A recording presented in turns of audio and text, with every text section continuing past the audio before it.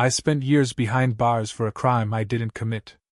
My wife lied, my best friend set me up, and a corrupt judge sealed my fate. But now, I'm free. And they have no idea what's coming." The towering columns of the city courthouse cast long shadows across the pavement as Nicholas Hayes ascended the steps, each footfall heavier than the last. At 41, he had built a career as a respected defense attorney, a man who had once believed in the power of justice. Yet today, he wasn't standing before the bench as an advocate, he was the accused. The weight of the irony was crushing. Inside, the courtroom buzzed with anticipation. Colleagues, journalists, and spectators filled the seats, their murmurs a relentless undercurrent of speculation. Nicholas walked with his head high, though he felt the scrutiny burning into him from all directions. He had spent years dismantling weak cases, exposing flaws in prosecution arguments, and defending those unjustly accused. Now, he was the one fighting for his freedom, facing allegations that could dismantle everything he had built. The judge entered, his stern face lined with years of hardened decisions. Judge Malcolm Grayson had a reputation for his unyielding nature, and his gaze toward Nicholas carried a weight of presumption. This trial, it seemed, was already decided in his mind. As the court was called to order, the prosecution rose, their lead attorney exuding the confidence of someone who knew they had the upper hand. Samuel Carter, the state's lead prosecutor, took the floor with practiced ease. A man in his late 40s, sharp-eyed and relentless, he had been a formidable opponent in previous trials. But today, his tone carried something different, something personal. "Your Honor, the state calls Evelyn Hayes to the stand." Nicholas's stomach clenched. His wife, no, the woman who had once been his wife, rose from her seat, her movements calculated and poised. Evelyn, a renowned journalist, had spent years delivering hard-hitting stories with precision and cold detachment. Now, she was turning those skills against him. She took her oath without hesitation, not once looking in his direction. As she spoke, each word twisted the knife deeper. She painted a picture of secrecy, of Nicholas growing distant, of midnight calls and hushed conversations. "He became someone else," she told the jury. "I had no choice but to look for answers." Samuel Carter nodded, feeding off her words. "And what did you find, Mrs. Hayes?" "A trail of deception." She lifted a folder, and within moments, emails and messages Nicholas had long forgotten were projected onto the courtroom screen. Carefully selected snippets painted a narrative of guilt, lines taken out of context, words manipulated into something insidious. Nicholas kept his face impassive, though his mind raced. He remembered those emails. They had been about protecting a witness, ensuring crucial testimony wasn't buried under threats and coercion. But now, they were twisted into a confession of tampering, of manipulating evidence to steer a case's outcome. As the questioning continued, Nicholas watched Evelyn closely. Her voice remained steady, but there was something in her eyes, something fleeting. Was it regret? Doubt? Or was he merely grasping at the remnants of a trust long shattered? The prosecution then revealed another blow. "Your Honor, we submit into evidence financial statements retrieved from Mr. Hayes' accounts," Carter announced, sliding documents onto the judge's bench. "These transactions indicate unaccounted for funds moved in coordination with key case developments." Nicholas's jaw tightened. He recognized those payments, donations made under his name, funds allocated to legal aid for those who couldn't afford representation. But in the eyes of the court, there was something far more nefarious: bribes, exchanged for fabricated testimonies. The trial continued its relentless march. Witnesses were called, colleagues who hesitated in their defense of him, clients who praised his work but could offer little against the onslaught of evidence. Each testimony stacked against him, burying him beneath a growing mountain of doubt. Then came the moment he had both anticipated and dreaded. Nicholas took the stand. His lawyer had warned against it, knowing the risks, but he refused to remain silent. He spoke with conviction, recounting his version of events, his years of dedication to justice. Yet, every word out of his mouth was met with skepticism, as though he were merely a man grasping at fading credibility. The jury's deliberation was swift. Too swift. As they returned, Nicholas stood, his pulse hammering in his ears. The foreman's voice was steady, delivering the blow without hesitation. "We find the defendant, Nicholas Hayes, guilty of evidence tampering and obstruction of justice." The courtroom erupted into murmurs, flashes from cameras illuminating the stunned faces in the gallery. Nicholas barely heard the gavel as Judge Grayson imposed his sentence. 5 years in Blackridge Correctional Facility. 5 years. The weight of the words pressed against him, suffocating. He turned, his gaze locking onto Evelyn's one final time. Her expression was unreadable, but in that moment, Nicholas knew one thing with certainty: he had been played. And he would find out why. As the cold steel of handcuffs closed around his wrists, one thought seared into his mind: this wasn't the end. It was only the beginning. The heavy clang of the cell door echoed through the narrow hallways of Blackridge Correctional Facility, sealing Nicholas Hayes inside a reality he never imagined for himself. The once respected defense attorney now sat on a thin cot, the rough fabric of his prison uniform an unfamiliar weight on his skin. 3 days had passed since his sentencing, yet the shock refused to fade. The sterile walls, the unrelenting schedule, the stripped-down existence, this was his world now. Nicholas quickly learned that his background in law made him an instant target. Some inmates saw him as an adversary, others as a potential resource. The guards treated him with detached amusement, some even openly enjoying the irony of his downfall. He kept to himself, speaking only when necessary, observing everything. The prison operated on its own brutal hierarchy. Power belonged to those who controlled information, who could move contraband, who could bend the guards to their will. Nicholas had defended enough criminals to understand how these systems worked. And he knew one thing: surviving in this place required alliances. Through observation, Nicholas identified those who held influence within the prison walls. One of them was Damien, a man in his 40s with an air of quiet intelligence beneath his hardened exterior. Unlike others, Damien didn't approach him with threats or expectations, only recognition. He had seen enough men swallowed by the system to know when one had been set up. Weeks passed, and Nicholas gradually found himself drawn into a web of hidden connections.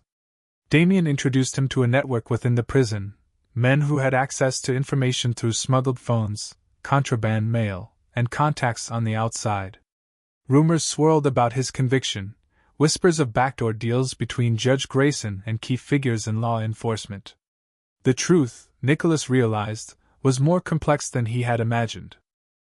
Then came the letter. It arrived through an inmate-run mail system, a folded piece of paper slipped under Nicholas's tray at breakfast. The handwriting was shaky but familiar. "Nicholas, I don't know if this will reach you, but I have to try. Something isn't right. Before your arrest, I saw people coming to your house late at night. A man and a woman.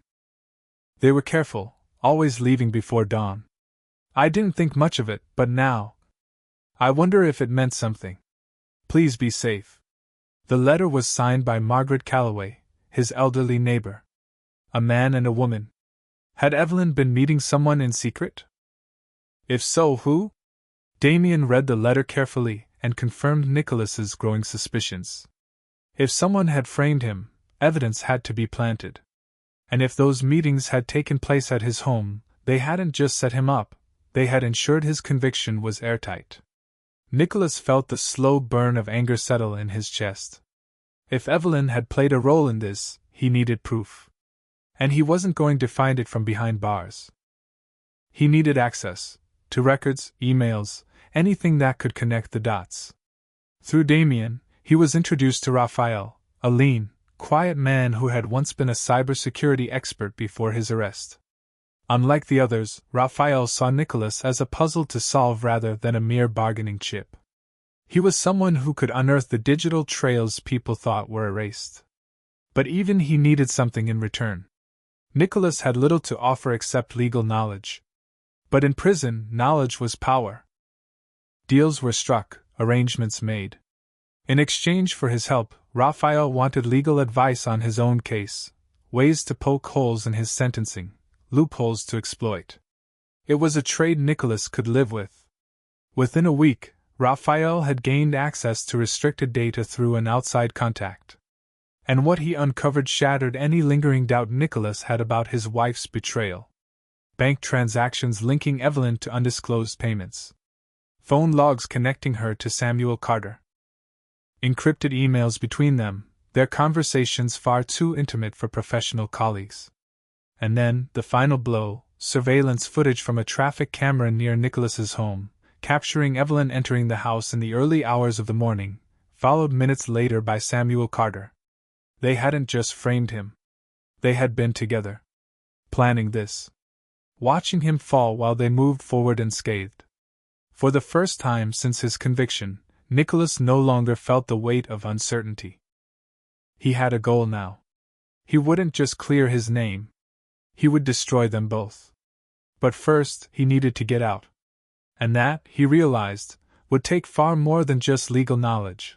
The slow march of time in Blackridge Correctional Facility had turned Nicholas Hayes into a man of careful calculation. Every day was a battle between patience and urgency. He had spent weeks securing information, uncovering the depths of his betrayal. Now there was only one thing left: escape. Prison escapes were not crafted overnight. They required precision, allies, and a plan that accounted for every possibility. Nicholas had already positioned himself within the prison's shadow network. Damien had introduced him to Raphael, and through Raphael, they had secured access to external communication. But access wasn't enough, he needed an opportunity. Blackridge was old, its security systems outdated in many areas. Nicholas had spent time studying the facility's operations, noting weaknesses in shifts, blind spots in surveillance, and gaps in protocols. The most significant vulnerability came in the form of a maintenance corridor that ran beneath the West Wing, rarely used, poorly monitored, and leading to a service exit that was manually secured rather than electronically locked. It wasn't perfect, but it was his best chance. A prison lockdown would serve as the ideal cover. If an incident occurred on the opposite side of the facility, guards would be pulled away from non-essential areas, including the service corridor.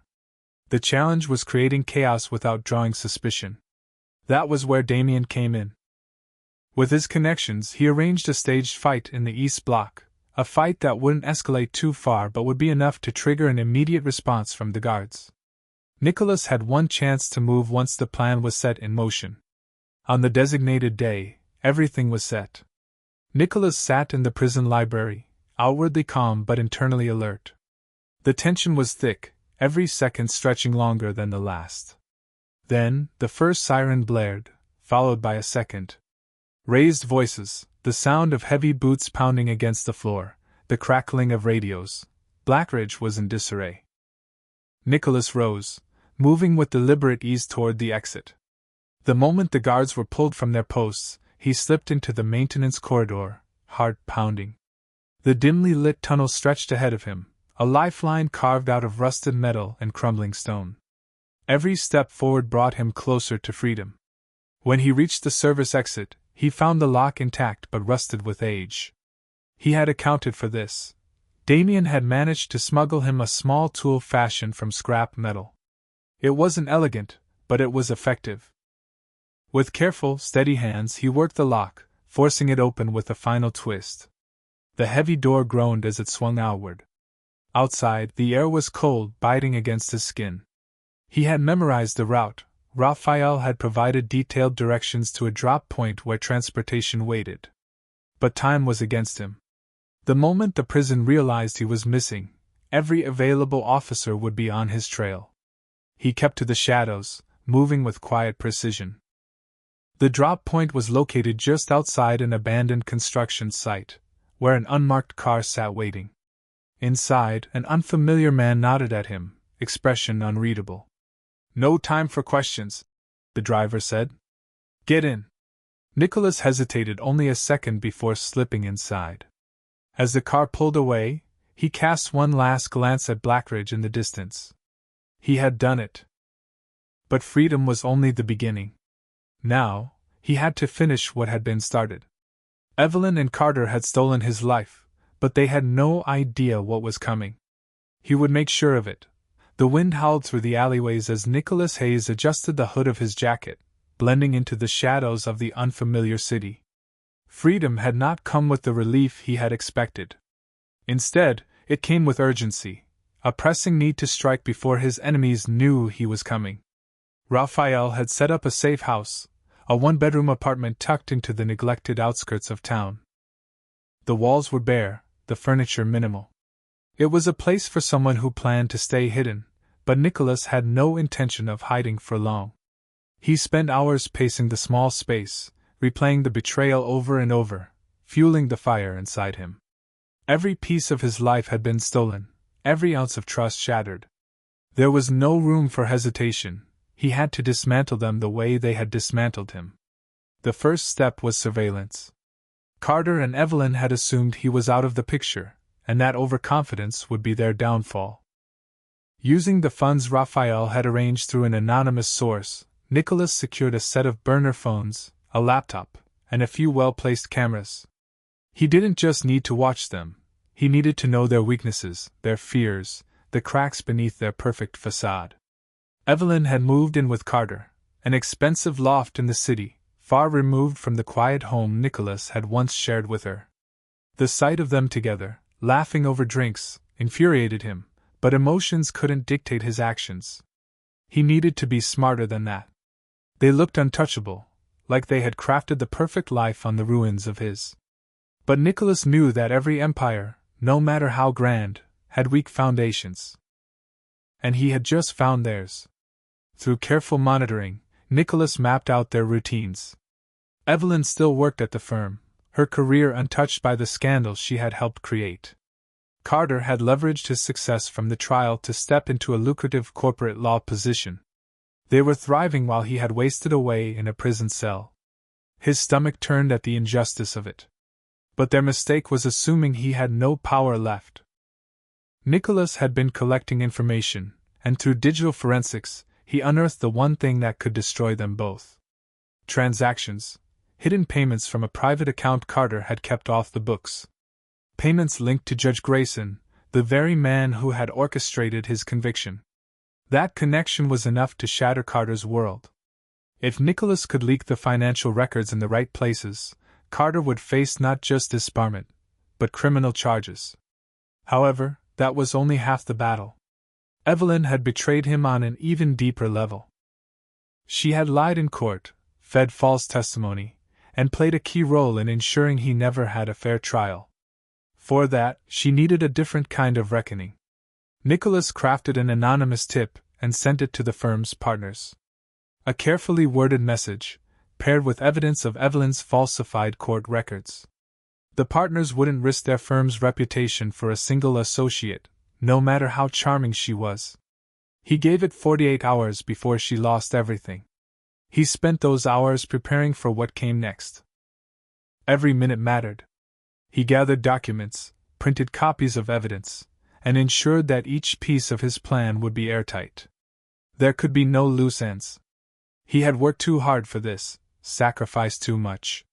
With the wheels set in motion, Nicholas prepared for the final phase.